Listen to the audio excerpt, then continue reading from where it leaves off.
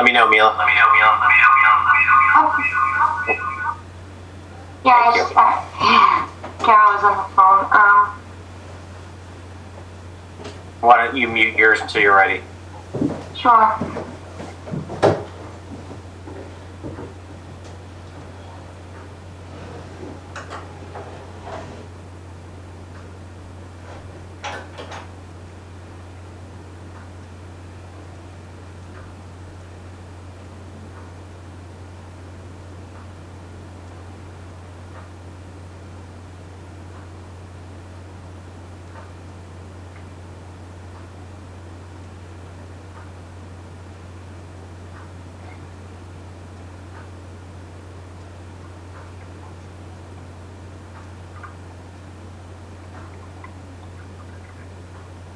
Yeah, I tried to reset the co-hosting ability to see if that would make any difference.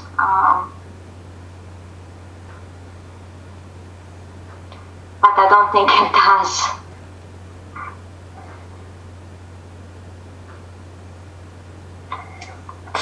Yeah.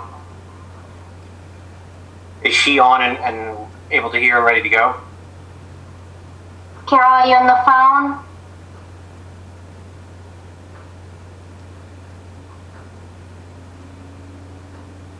Yeah, she can't hear us over the video.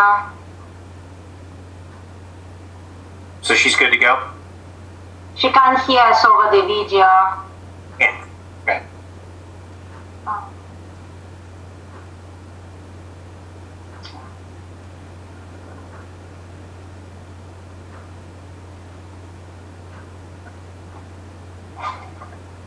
Something with iPhone.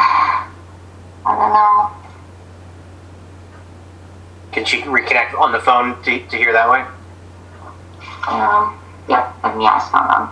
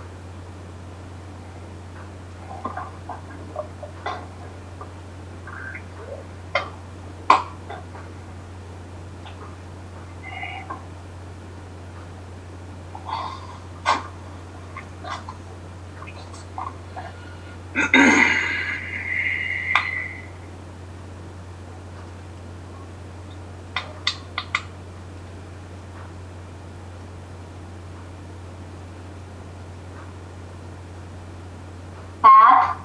Yes. So, yeah, she's listening on the phone, but when she unmutes herself and talks, she can hear herself over the phone. It creates echo, but she's listening through the phone. Right, that's because she needs to mute her computer. We can hear her, meaning she's broadcasting on the microphone there.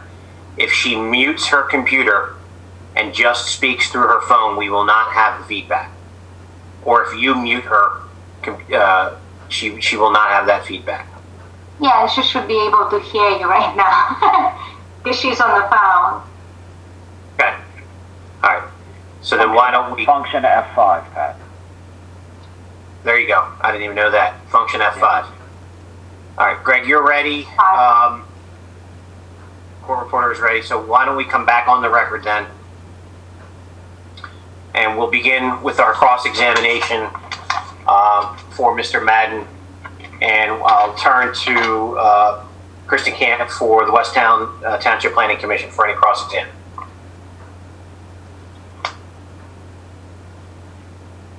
Go ahead, Kristen. You should be able to unmute yourself. Okay, here we go. Can you hear me? Yes? Yes. Okay. Hi, Mr. Madden. Referring to Exhibit A66A, which was the plan that showed the primary conservation areas, are there any areas on that plan that Toll is proposing to disturb? Just give me 1 second. I'm trying to pull that up.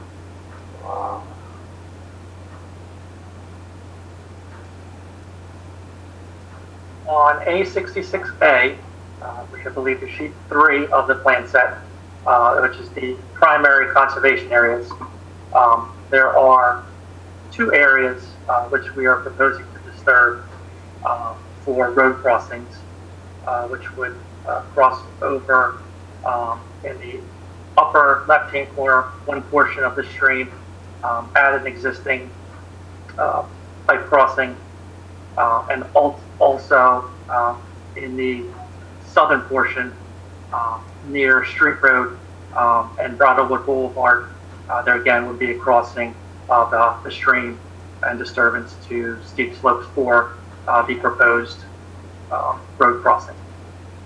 And do those areas, are those areas of floodplain?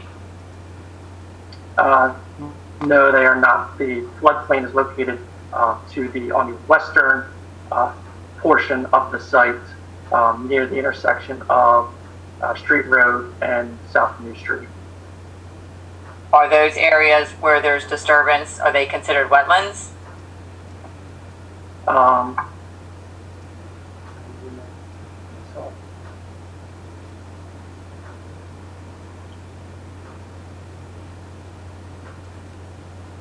trying to zoom in. I know there is steep slopes in that vicinity.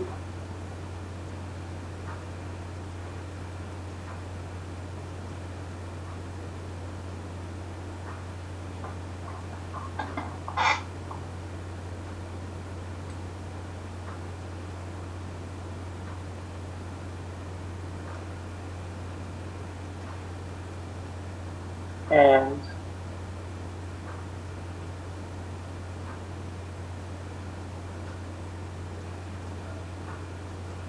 yeah. No, I can't hear him. Jeff, you broke up. Please repeat the answer. Sure, I was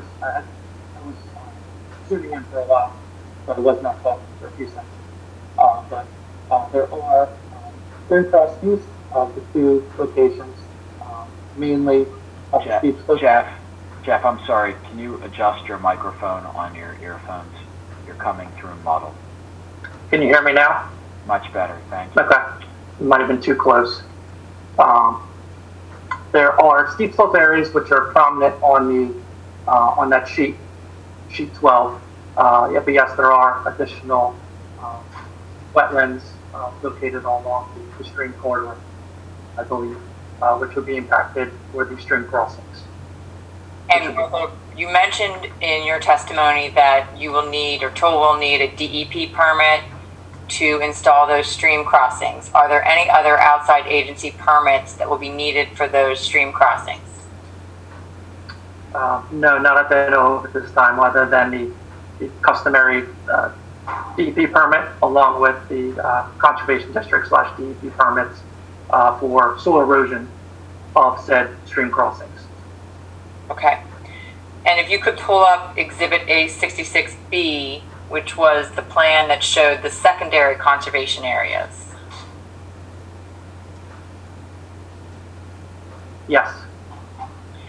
You mentioned that the ordinance, section 1617, allows 50% or not more than 50% of the secondary conservation areas to be disturbed. What does the toll plan propose as far as the percentage of secondary conservation area being disturbed? Yes. The toll plan proposes under the 50% threshold, and I'm scrolling to a different sheet, which shows the percentage and the hatch patterns for the disturbances of the secondary resource groups.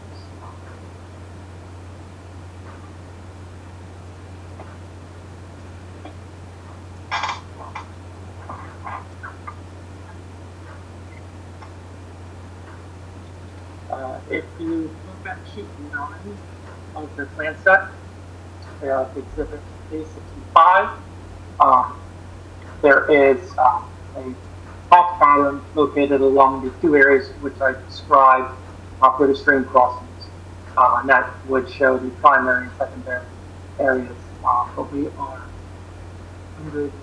Jeff, you're moving Sorry. away from your microphone again. Can you please repeat the sheet numbers to answer Kristen's questions, and so Eleanor can get them on the record? Yes, it is sheet 9 of the plan set,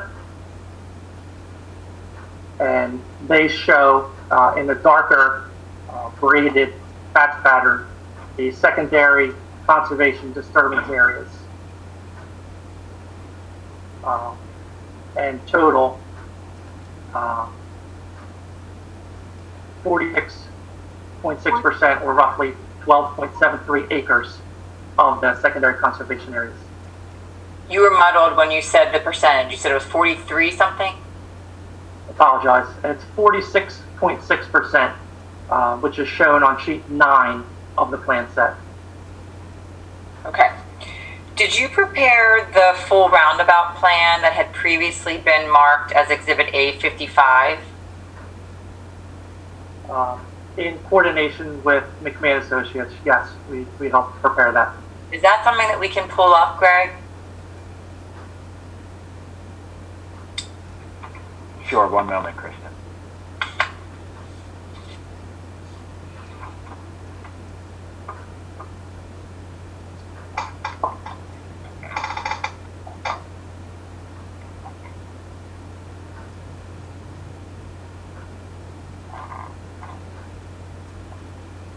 Thank you.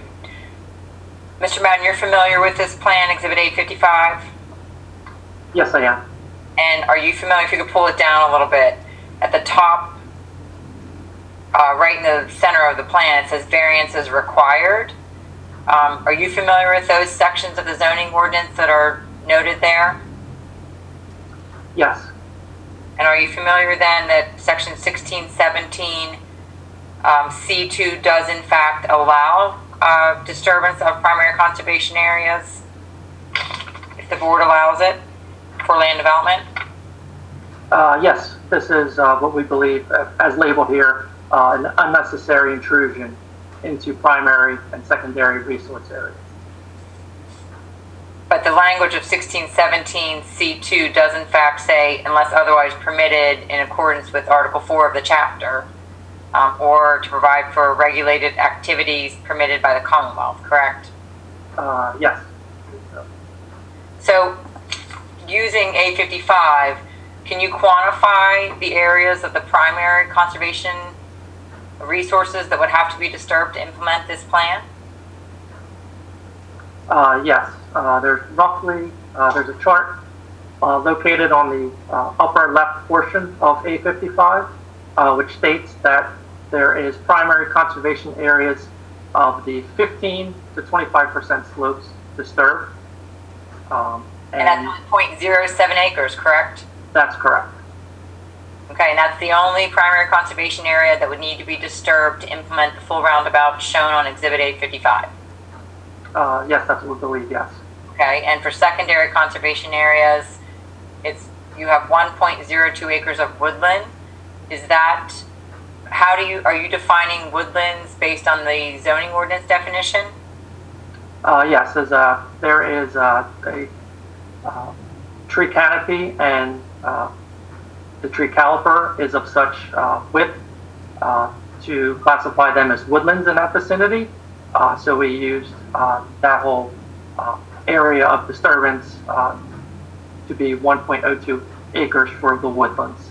The definition of woodland in the zoning ordinance is a plant community consisting predominantly of healthy trees and other woody vegetation, well stocked and growing closely together.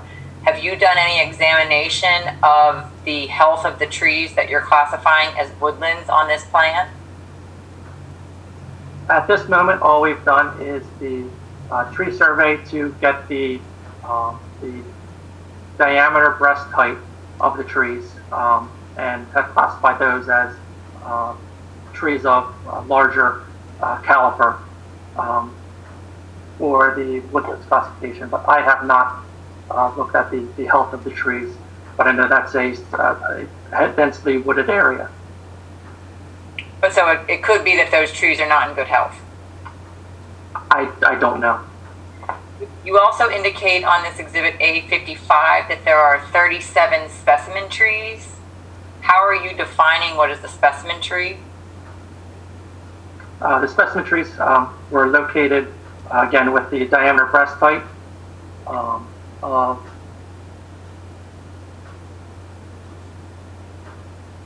just give me 1 second. I believe specimen trees are 18 inches or greater in diameter breast height.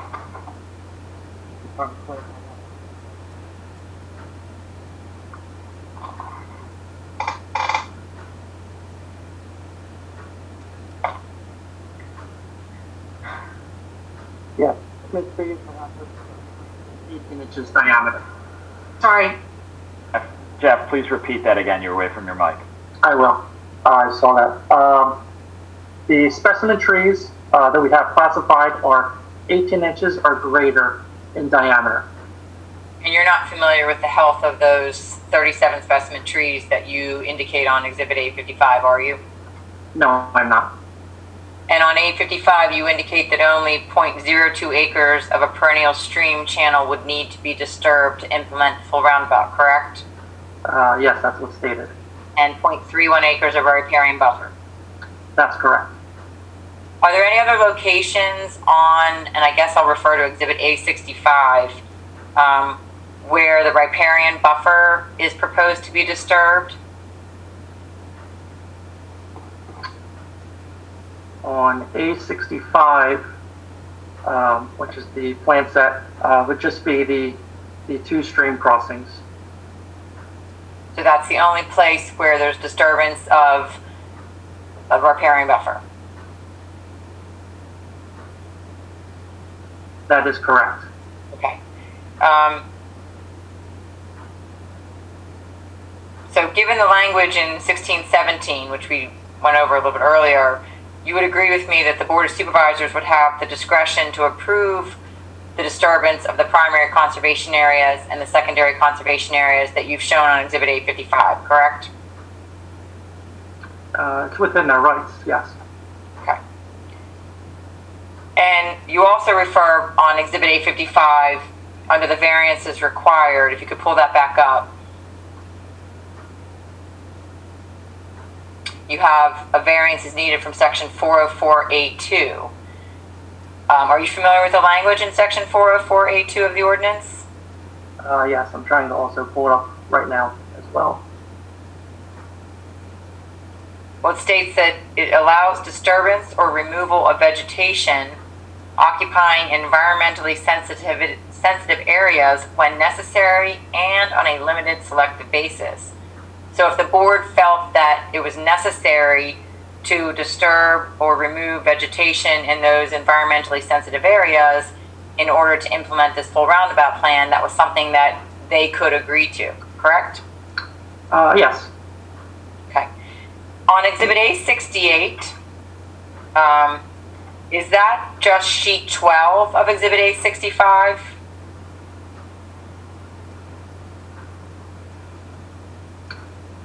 I'm trying to wait till it gets called up.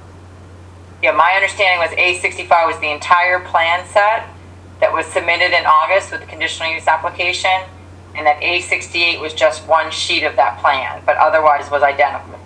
That's correct. That is correct. Thank you. And A69 was just the spacing plan that showed townhome unit building to building spacing being reduced to 30 feet, correct? That also is correct. Okay. And is it correct that Toll prefers to implement, if conditional use approval was granted, the A69 plan, which is the closer spacing? That's an alternative, yes. But that's the one that Toll prefers to implement from a design standpoint. Yeah, I'm going to object to that. I don't believe that's the case. There's no testimony on that. Well, I'm asking him if he knows which one Toll prefers. I don't know if there's a preference at this point. Do you have a preference as a design engineer as to which plan is better? No, I do not. They both have different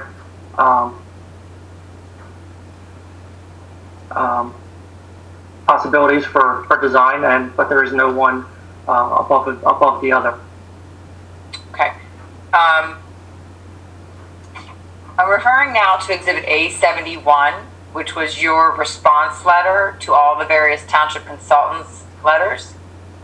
And that letter you authored is dated December 2nd, 2019. So on page 1 of that letter, in paragraph 1, you indicate that the ordinance does not require overflow parking for townhomes.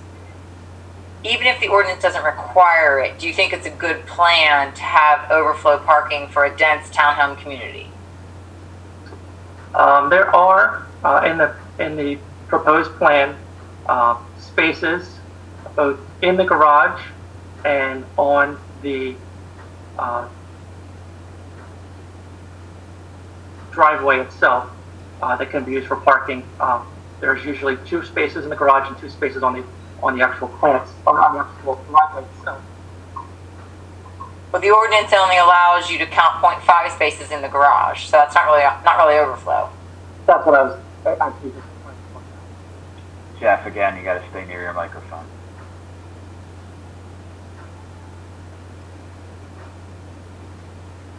Yes, the ordinance requires half of a space, but there is the possibility to park 2 cars in the garage and 2 cars on the parking of the driveway, but we do not count that as required parking. Do you know anybody that parks 2 cars in a garage? It's a possibility, yes.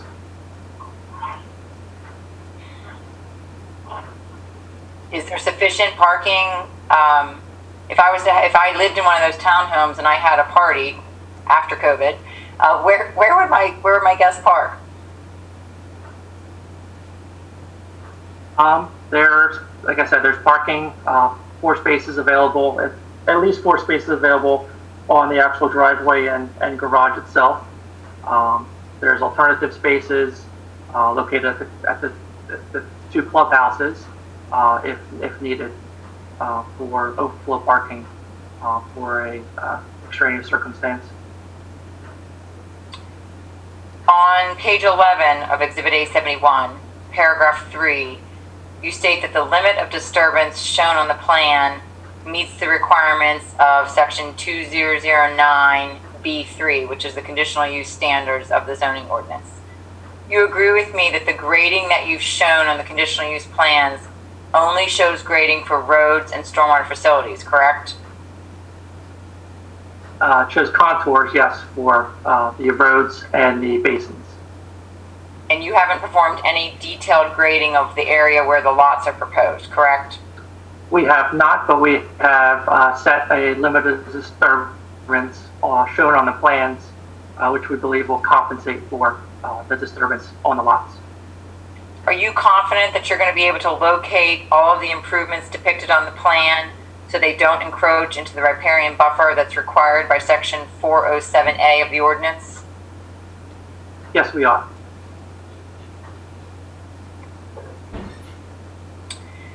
You mentioned in your testimony that 300 acres of the property for the stormwater leads into the Radley Run, correct? That's correct.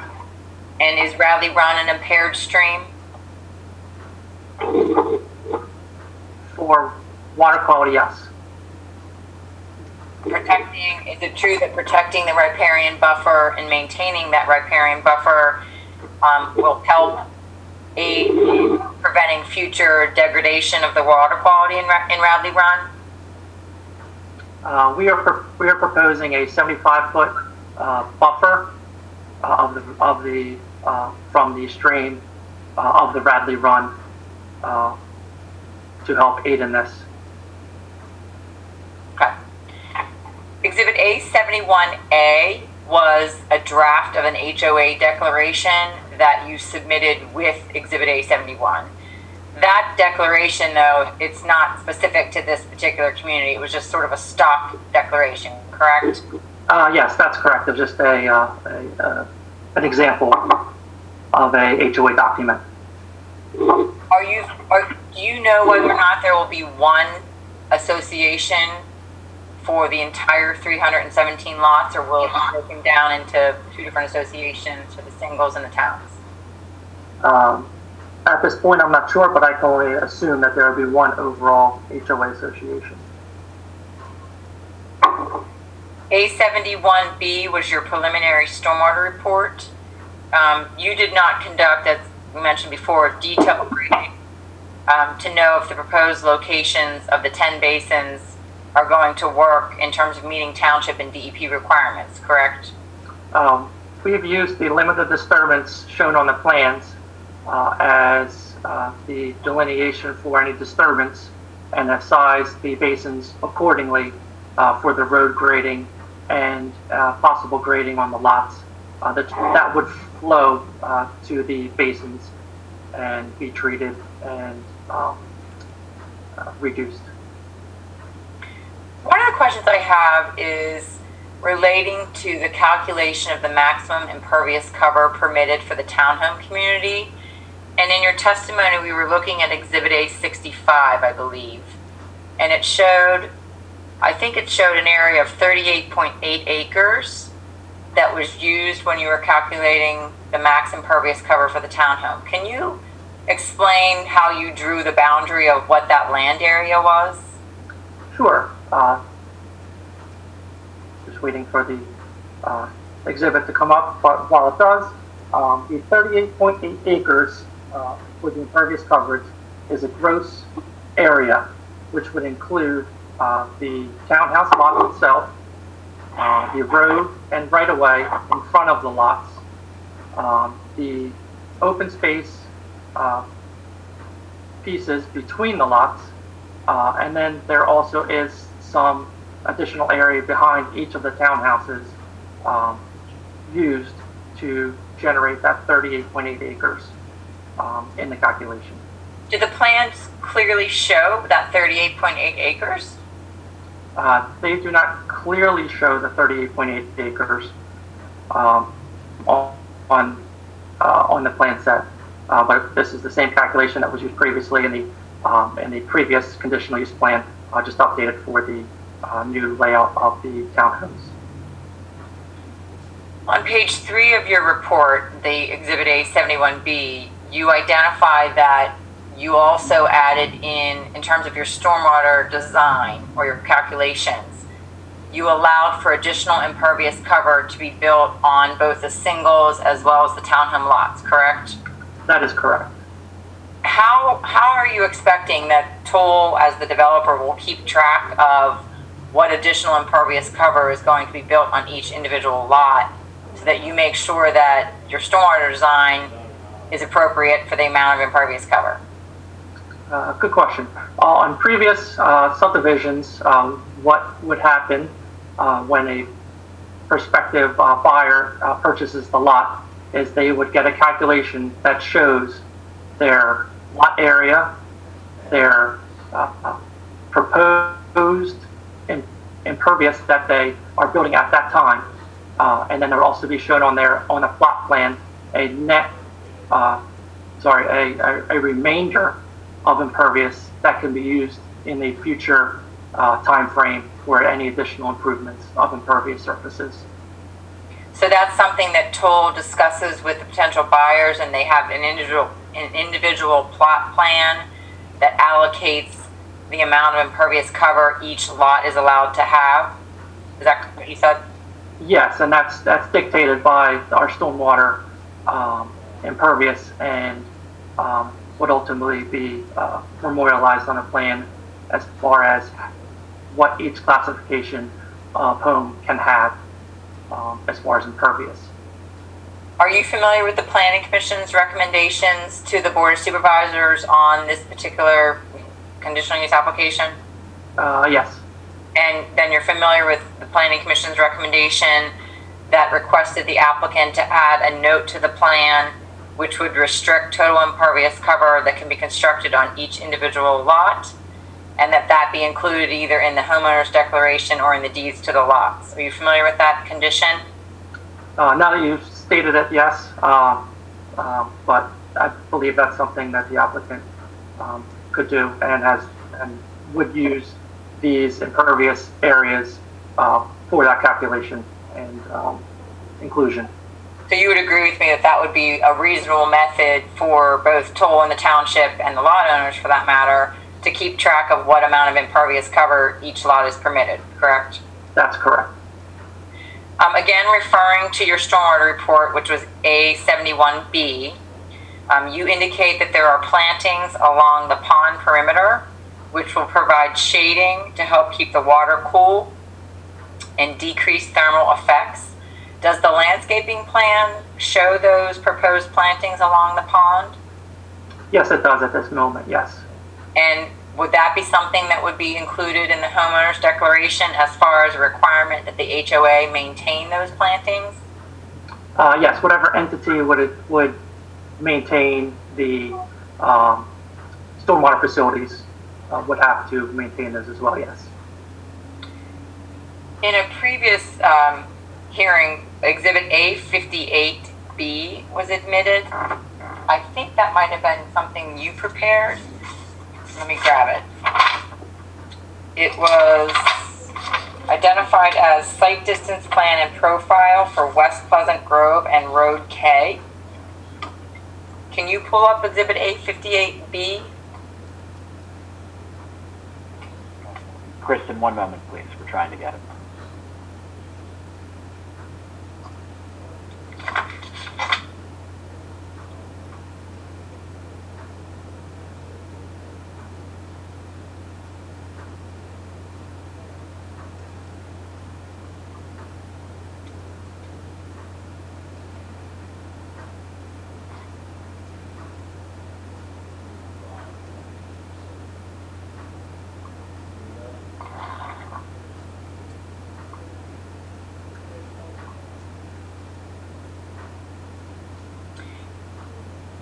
Can you hone in on where it shows Road K intersecting with West Pleasant Grove?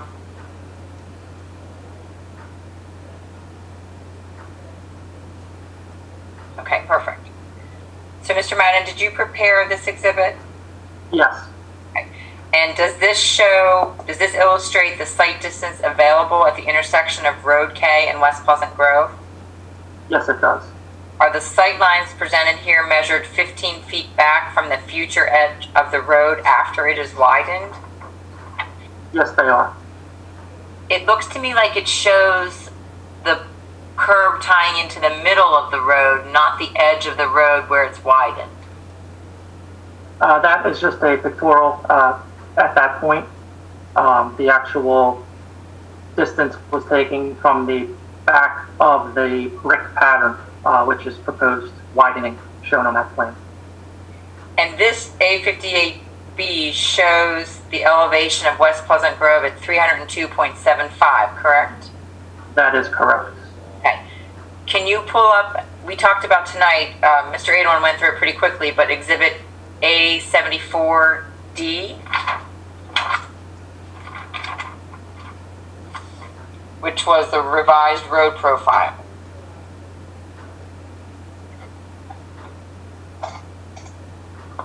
Kristen, D as in David? Correct.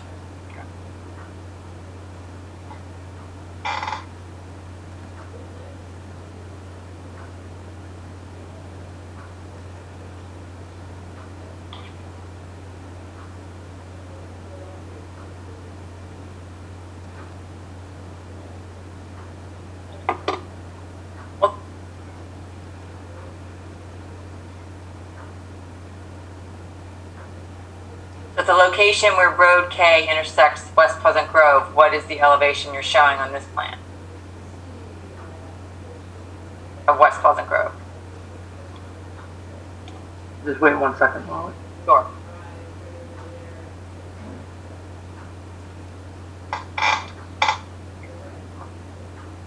It should be on the left portion of Road K.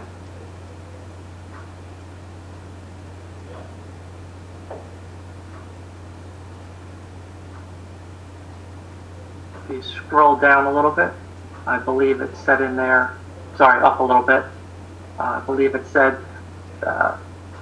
30305. So it's different than A58A. I'm just wondering which one it is, or why there's a change. I believe the elevation is 30275. That was the existing spot shot. This profile was done off of a surface, so there's varying degrees of tolerance. Jeff, you froze again. Jeff, you froze again. Okay. You said, was it varying, and then you froze. Okay. There's a difference depending. That 30275 is a known spot shot that was at that point.